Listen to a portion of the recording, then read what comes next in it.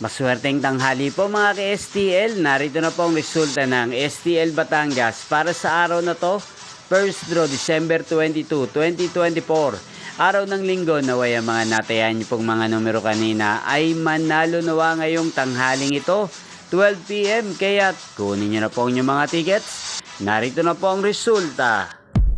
Ang mga numerong nanalo sa STL Batangas ngayong tanghaling ito, December 22, 2024, 12 PM. First draw result, 31 at 3 in exact order. Sa lahat po ng tumaya kanina sa STL Batangas para sa first draw ng 31 at 3, congrats po sa inyo. Panalo po kayo. Again, 31 at 3 in exact order. At ngayong tanghaling ito sa STL Batangas, atin pong i-shoutout si Ate Maricar.